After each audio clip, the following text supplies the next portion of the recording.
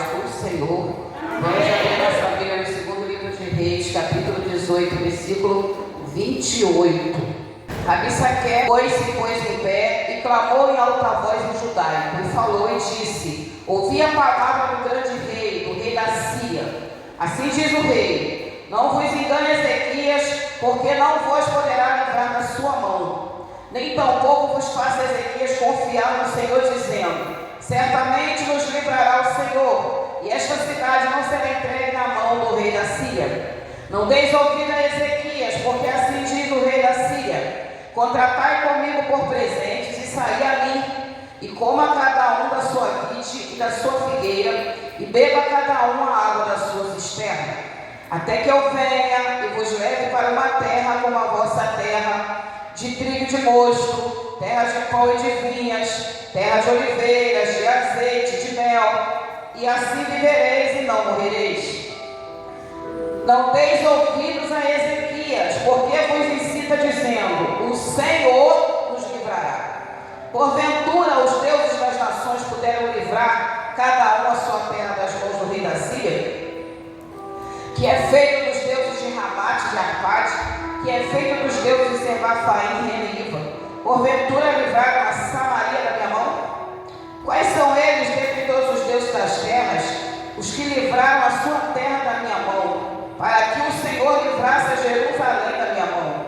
Porém calou-se o povo e não lhe respondeu a sua palavra, porque mandado do rei havia dizendo: não lhes responderei. Amém? Senhor nosso Deus e nosso Pai, Pai do nosso Senhor e Salvador Jesus Cristo, eu quero te agradecer. Obrigada, Senhor, pela oportunidade de estar novamente diante da tua casa de oração essa noite, nesse culto de libertação, para pregoar a tua palavra, Senhor, a tua presença, aleluia, notória nesse lugar.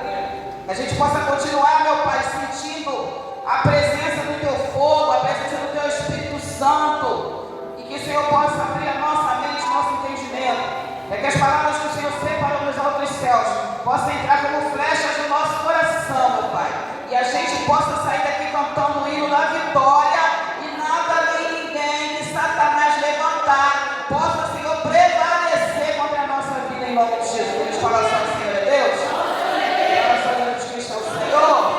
Aplauda e glorifique o nome santo do Senhor.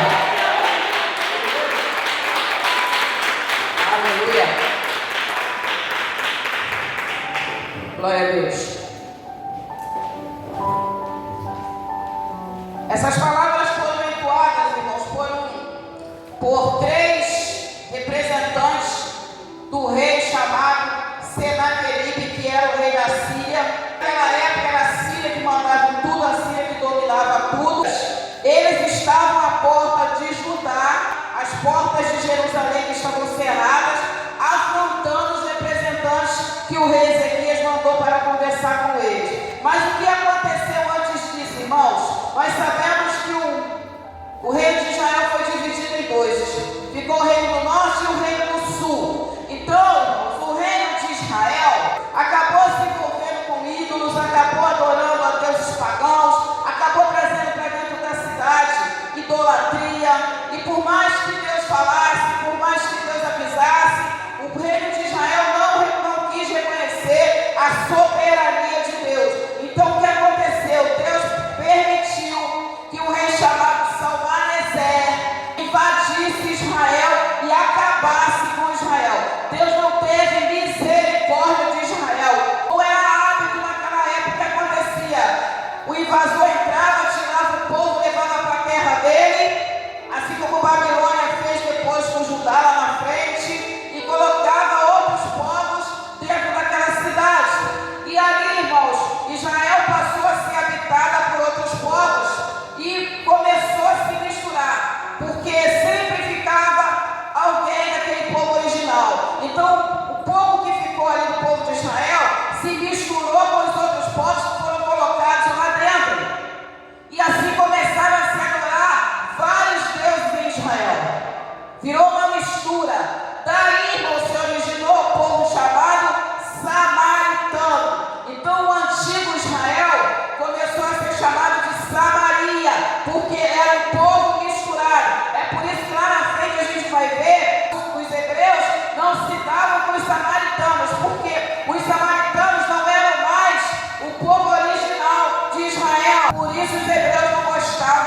dos samaritanos e nem falavam com os samaritanos. Eles não consideravam eles como israelitas, apesar do nome do lugar ter continuado a se chamar Israel. E assim, irmãos, lá na frente sobe, lá no reino de Judá, um rei chamado Ezequias. Isso tudo aconteceu em Israel quando fazia 4 anos que Ezequias tinha começado a reinar em Judá. E 10 anos depois, a Síria resolve fazer com Judá a mesma coisa que ele fez com Israel. A Síria volta os olhos para o reino de Judá e resolve que, assim como ela invadiu Israel, acabou com Israel, vai fazer a mesma coisa com o reino do sul. Por que também? Porque quando Ezequias ele assume o trono, ele fica chateado com a Síria, com os pesados impostos que o rei tinha que pagar para a Síria, e resolve que não vai mais pagar imposto para aquele império. Só que a Síria era muito maior que o reino de Judá. A Síria era o império, Judá era só o reino, e o reino pequeno. Mas mesmo assim, Ezequias, aleluia, que sempre foi um homem temente ao Senhor, porque quando ele tomou posse no reino de Judá, a coisa também estava feia. Estava um monte de gente também servindo a um monte de Deus estranho, a deuses pagãos, também estava uma confusão. Tinha um monte de altar para outros deuses em vários lugares. Tinha aqueles altos que a gente conhecia, que eram aqueles postes que eles faziam para colocar embaixo oferenda ali no poste. O negócio também estava feio. Mas como nós sabemos, irmãos, dependendo do rei que subia no trono, ou ele continuava com a bagunça, ou ele botava ordem na casa. Aleluia! E Ezequias, quando assume o trono, ele resolve botar ordem na casa. Ele resolve que ele vai usar a autoridade dele. Ele começa a arrancar do reino toda a idolatria. Ele começa a tirar do reino tudo que fazia referência àqueles deuses pagãos. Ele traz novamente o povo para a presença do Senhor. Ele era um homem que confiava em Deus. A Bíblia fala que Ezequias foi um rei tão amado, tanto no povo como na presença de Deus, que antes dele não teve rei igual e nem depois dele teve rei igual, porque ele foi um rei extremamente zeloso, principalmente com as coisas de Deus. Aleluia! Por isso o olhar do Senhor estava sobre Ezequias, por causa da atitude que ele teve. Assim como o olhar do Senhor estava sobre Israel e viu tudo de errado que Israel fez e permitiu que Israel se acabasse, o olhar de Deus também estava sobre os atos de Ezequias, o que ele estava fazendo para que o nome do Senhor fosse honrado novamente em Judá. E assim ele resolve que ele não vai mais pagar imposto. Ele não vai mais deixar o reino dele ficar pobre para sustentar o império da Síria.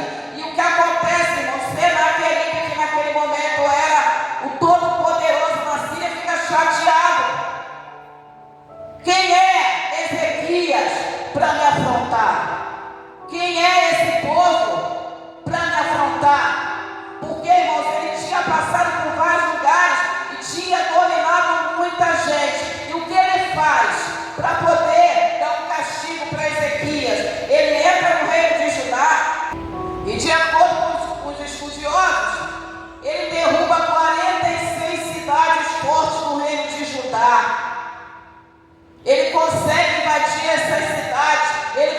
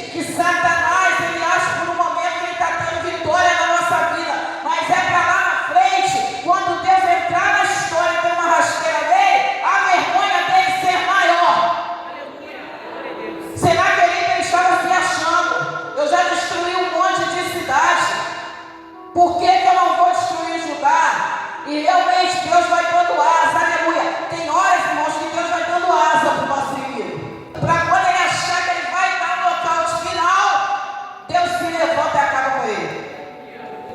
É por isso que a gente não pode se abater quando as aflições vierem. A gente tem que continuar firme na presença de Deus.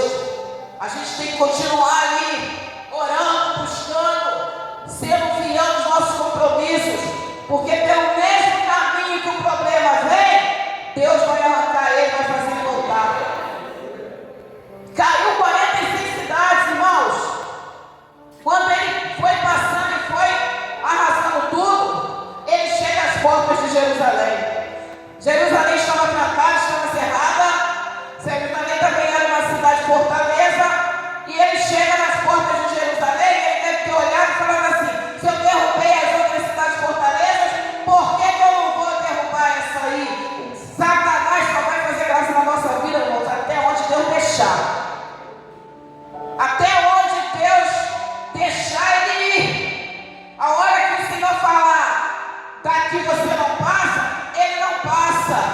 Mas não é a condição, irmãos, para que a gente possa se levantar no meio da vergonha, no meio da derrota, no meio da afronta, no meio da confusão, os inimigos se levantando, é a gente continuar sendo fiel ao Senhor.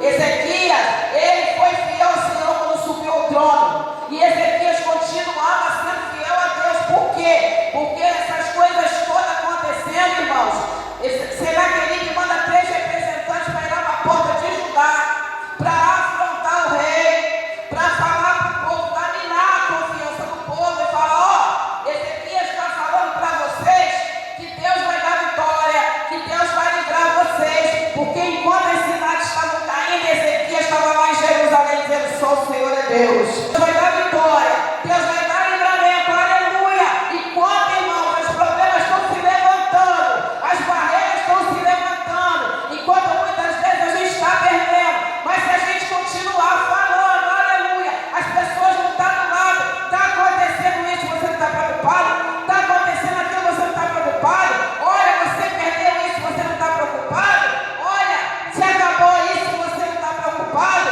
Mas enquanto o seu nosso olhar estiver no Senhor, enquanto tudo isso estiver acontecendo, a gente fizer como Jó: Deus me deu, Deus tomou, louvado seja o nome do Senhor.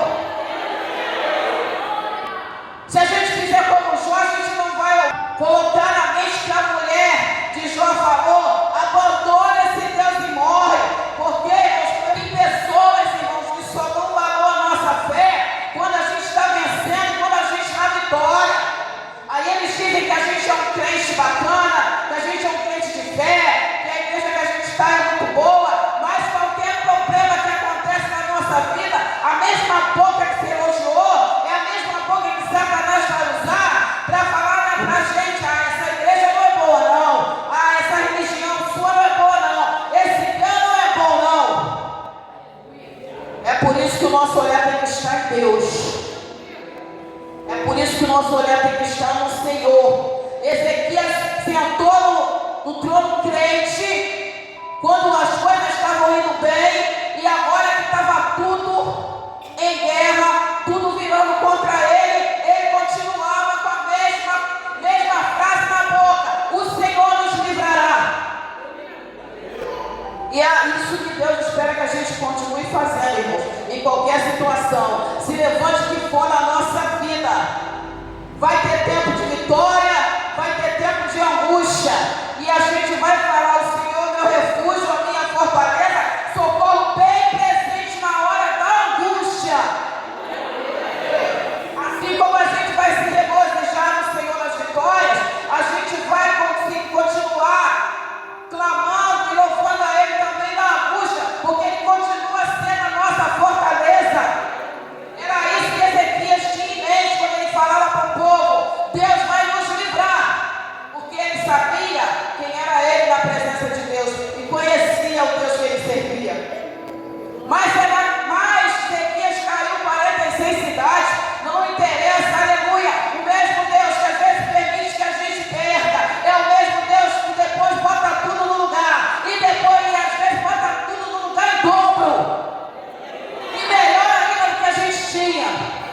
diabo é assim, ele gosta de minar a mente do crente.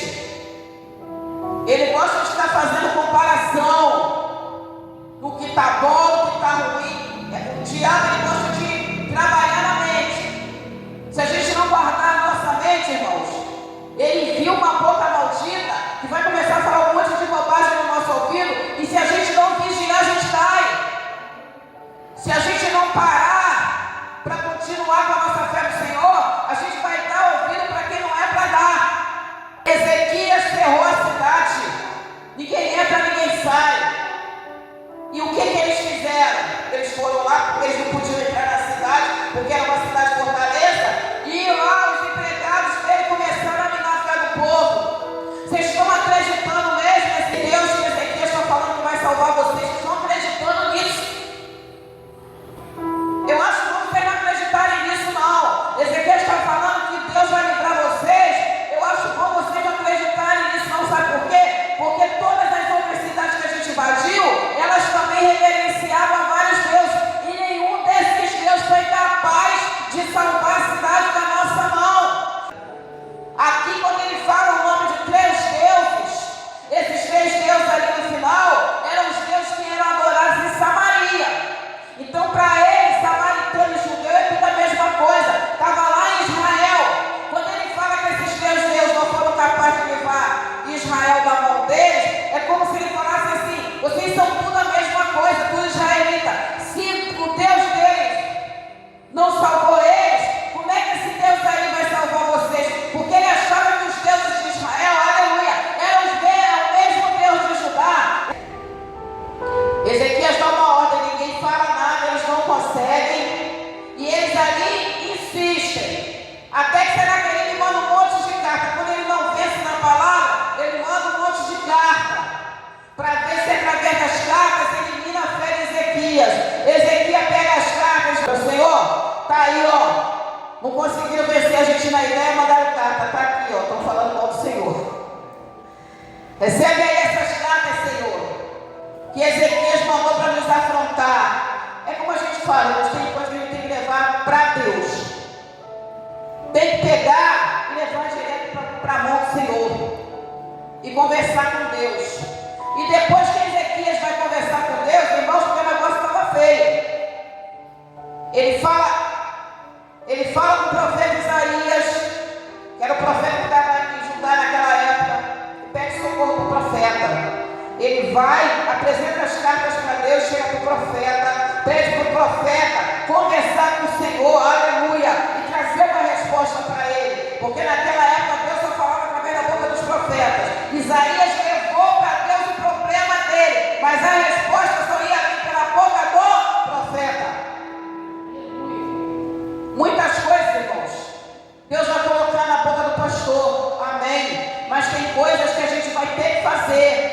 Na hora de levar as cartas para o pé do Senhor e orar, Isaías não deu as cartas para Isaías orar. Ezequias pegou as cartas. Eu sei que a resposta vai vir pela boca do profeta, mas eu vou fazer a minha parte, que é pedir. Eu sei que o pastor, ele vai interceder por mim. Eu sei que o pastor vai cuidar de mim. Eu sei que o pastor vai ministrar a minha vida, aleluia. Eu sei que o pastor vai orar por mim, mas não é por isso que eu não vou ter uma comunhão e uma vida com Deus. Ezequias tinha profeta, aleluia, em Judá, mas Ezequias tinha uma vida com Deus. Não é o pastor que vai resolver tudo na nossa vida, não. Ele vai fazer a parte dele, mas tem a nossa parte que a gente precisa fazer. A comunhão com o Senhor é uma coisa pessoal, é a gente que vai buscar. A gente não pode jogar tudo nas costas do pastor, porque o pastor não fez. Mas depois as coisas estarem erradas, aí bota o pastor como culpado. E a nossa parte? Ele foi lá, pegou as cartas e levou para Deus e orou. Conversou com Deus. E Deus, na hora de dar a resposta, deu a resposta ao profeta Isaías. A gente tem que fazer a nossa parte, que Deus vai enviar a resposta. E assim Isaías, irmãos, conversa com Deus, e Deus fala assim: Isaías, fala para Ezequias que eu ouvi a oração dele. Então, irmãos, Deus escuta todo aquele que clama e pede, todo aquele que ora. A resposta a gente não sabe por que vai vir, como vai vir, mas Deus está ouvindo a nossa oração. Deus não foi falar para Ezequias, Deus falou com Isaías, o profeta. Fala para Ezequias que eu ouvi a oração dele. Fala para ele que eu vou botar um anzol no nariz de Senaqueribe, vou botar um freio na boca dele, e pelo mesmo caminho que ele veio, ele vai sair.